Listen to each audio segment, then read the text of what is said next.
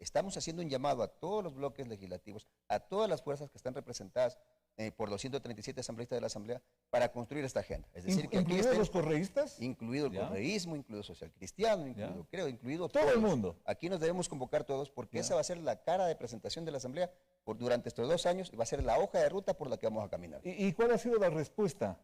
Positiva. Hay constantes reuniones de los jefes de bloque, por ejemplo. La presidenta nos ha llamado a los miembros del CAL, también con los jefes de bloque, con los jefes de bancada, también con quienes de una u otra manera estamos mirando cómo se va a ir construyendo esta agenda legislativa. Pero todo el mundo tiene sus prioridades, todo el mundo tiene sus planteamientos, tiene sus proyectos.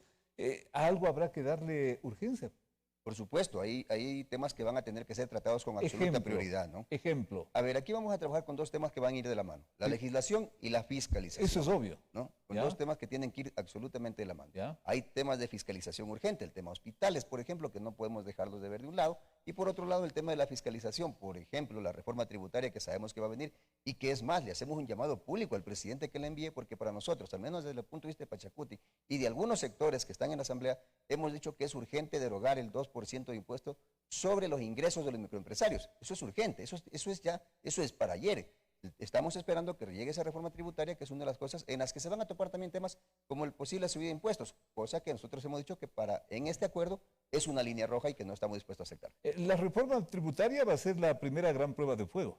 Yo creo que va a ser la primera gran prueba de fuego, pero habiendo un acuerdo de por medio, en el que nos dijimos la verdad, en el que pusimos todas las cartas sobre la mesa, obviamente el Ejecutivo sabe que nosotros, por ejemplo, ahí no vamos a votar por una subida de impuestos, por ponerle un ejemplo. Pero ahí vendrán los problemas. Esperemos que no sea esa la aspiración del Ejecutivo. Entiendo que están conversando con el Fondo Monetario Internacional para evitar una subida de impuestos, especialmente del IVA. Pero ¿de qué tipo de acuerdo estamos hablando en el ejemplo clarísimo que usted nos está poniendo en este tema tributario, por ejemplo? Usted nos dice, vamos al acuerdo siempre y cuando no signifique lo otro. Entonces, ¿de qué tipo de acuerdo hablamos? Porque ya lo conversamos antes, previamente. Sabía que nosotros no íbamos a estar de acuerdo con una subida de impuestos. No es que le estamos diciendo recién. Solo estoy poniendo en la mesa las cartas cómo fueron echadas antes de llegar a este acuerdo. Y en el marco de ese acuerdo ahora estamos simplemente ratificando lo que ya sabíamos. No impuestos. No subida de impuestos, por supuesto. Que es una de las líneas rojas, ¿no? Por supuesto, una línea roja que Pachacuti marcó cuando estábamos firmando este acuerdo. ¿Otra línea roja?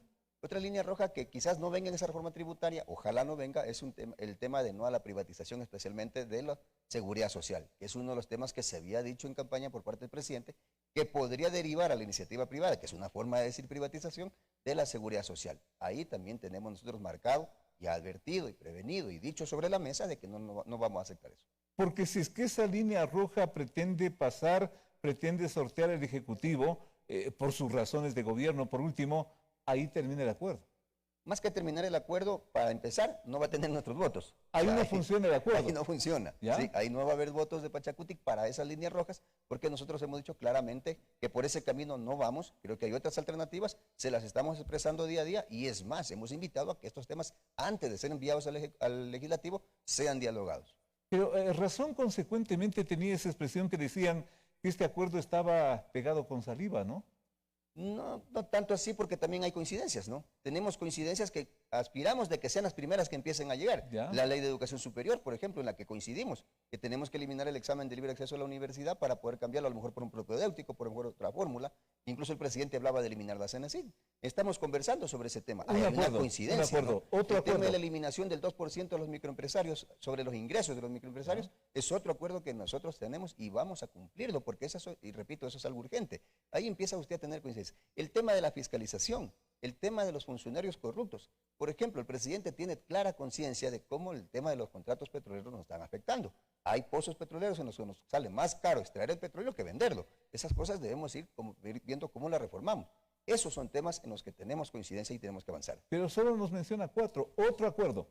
A ver, yo le podría mencionar otro acuerdo como el tema de que el gobierno tiene en este momento en sus manos, yo diría, una papa caliente, que es el tema de la vacunación conjuntamente con el tema de la salud. Los hospitales de este país están patas arriba, nadie puede negar eso de ahí. Tenemos ambulancias que nos sirven, tenemos lugares donde las ambulancias están matriculadas. Lo que nos acaba de decir el doctor Santillán hace pocos minutos me parece alucinante. No, pues de cómo está organizado el sistema de salud pública, me parece. Y frente a eso, ¿qué piensan hacer ustedes? De una vez por todas, porque organizarse para que todo esto sirva en manos de la corrupción no tiene sentido. Mire, en primer lugar, aquí hay que hacer un trabajo en equipo, ejecutivo y nosotros como asamblea. Nosotros a través de una fiscalización concreta, correcta, seria, sin persecución a nadie, esto no se trata de perseguir a nadie, no se trata de tener vendetta, pero también el ejecutivo poniendo funcionarios probos, funcionarios que le respondan a la realidad de lo que está pasando en los hospitales. Lo que está pasando en los hospitales tiene que ver con la vida de los ciudadanos, claro. No es un pelo de cochino, no puedo poner ahí a Juan Piguave porque es mi compadre, porque es mi amigo. Lo vamos a fiscalizar como vamos a fiscalizar lo que pasó en la asamblea, en la administración anterior de la salud, pero a esto tampoco se nos van a escapar. Así que esperamos que el Ejecutivo tenga la precaución de poner gente que tenga la interés de enfrentar este tema con el toro por los cuernos. Ya, eso en cuanto a la fiscalización de la salud pública, que me parece un focazo rojo que está encendido y que está esperando ahí una respuesta. Pero todo eso también de lo que tanto se ha hablado, tantos casos de corrupción, del reciente pasado y del anterior pasado. ¿Qué va a pasar con ese punto? Nosotros vamos a fiscalizar. Usted vio que la Comisión de Fiscalización... La plata que se dice que se han llevado del Estado, ¿qué va a pasar con eso? Fiscalizar. En este momento no hay otra más que fiscalizar. Fiscalizar y fiscalizar. Aquí hay un tema que me parece que lo montaron solo para el show. ¿Cuál? Fiscalizaban solo a los funcionarios, pero nadie le dijo nada a la justicia, pero nadie le dijo nada a la fiscalía, nadie le dijo nada a la Contraloría. En esos temas, la Asamblea tiene cero. Jamás fiscalizó a quienes tenía que ejecutar para que ejecuten esos temas. No es posible que en este país hayamos tenido un juez que le pidió disculpas a un ciudadano que estaba preso por no poder llevarle sándwich de chancho a la cárcel. O sea, ese tipo de cosas no nos puede pasar. Yo creo que este país tiene que entender una cosa. ¿Qué está haciendo el Consejo de la Judicatura por tener esos jueces? Por cambiar fiscales que se tiran a pelotita y que la semana pasada terminaron metiendo preso a uno porque dejaba salir a los ladrones en cuanto entraban. Esas cosas no le pueden pasar. Tenemos que fiscalizar el sistema de justicia. No hay otra salida, no solamente a los corruptos. Porque yo no saco nada fiscalizando a los corruptos, correteándolos, que se me escapen por las fronteras con las avionetas llenas de dólares, mientras la justicia acá adentro también les avisa, oye, corre porque te vamos a meter preso. Entonces, ese tipo de justicia, una justicia que anda cojeando, que anda medio como que por rato se abre la venda, no es justicia, pues eso no nos está haciendo los ecuatorianos. Eso hay que fiscalizar. El sistema de justicia y los organismos de control, la Contraloría, por ejemplo. La Contraloría y la Fiscalía. Tenemos denuncias, especialmente en este tema de la pandemia, que usted se dio cuenta que los corruptos se desnudaron, se convirtieron en viles delincuentes, le pusieron sobreprecio hasta la funda de los muertos. Y no es posible que la Contraloría y la Fiscalía todavía nos estén debiendo al respecto. No es posible que sus funcionarios sigan saliendo y entrando como Pedro en su casa, que a lo mucho les pusieron en grillete como que fuera un premio. O sea, este tipo de cosas no nos pueden seguir pasando a los ecuatorianos. Por eso nuestra tarea, así va a ser, así como fiscalizar a los corruptos, también fiscalizar a los organismos de control. Llámese Contraloría, llámese Fiscalía o llámese Consejo de la Judicatura, para darle con nombres exactos y hacia dónde estamos apuntando los cañones. Eso en cuanto me parece muy importante lo que usted nos está anunciando y está describiendo. ¿Y qué va a pasar con el gobierno que prácticamente se fue hace pocos días? ¿También se lo va a fiscalizar? Porque da la impresión de que todo ha sido una santa paz, una gran armonía. Qué bueno que haya sido así. Me parece que está sobre algodones ese gobierno que se fue, el propio presidente. ¿Sobre eso no hay nada que decir? Por supuesto, la semana pasada tuvimos una reunión del CAL, una reunión del Pleno, y se ha decidido que ya el informe que el presidente presentó, que es una obligación de la Asamblea analizarlo, sea derivado a la Comisión del Régimen Tributario. Que de paso lo presentó tardío, ¿no? Que de paso lo presentó atrasado, ¿no? ¿Qué va a pasar con esa parte? Primero necesitamos un informe de la Comisión que nos diga cuáles son los puntos en los que no está de acuerdo, lo vamos a debatir en el Pleno, y una vez que tengamos todo ese informe en nuestras manos, como Pleno de la Asamblea, obviamente empezaremos a llamar a quien tengamos que llamar, exministros, exfuncionarios, más allá de que hay exministros que ya en este momento están encaminados en juicios políticos, eso va a continuar su ritmo. ¿De esto se libra el propio expresidente Moreno? De ninguna manera, yo no creo que se va a librar de ninguna manera, el presidente tendrá responsabilidades que asumir, tiene un año o tenemos un año para fiscalizarlo, así que este tema hay que tomarlo en serio. Yo decía hace un momento, la fiscalización no puede ser tomada como una vendetta contra quien estuvo ahí antes y ahora porque los de ahora son mejor. No, esto tiene que ser un tema con mucho pragmatismo, con mucha serenidad, pero también con mucha objetividad y con mucha frontalidad. Hay que decir las cosas por su nombre y conforme se vayan descubriendo,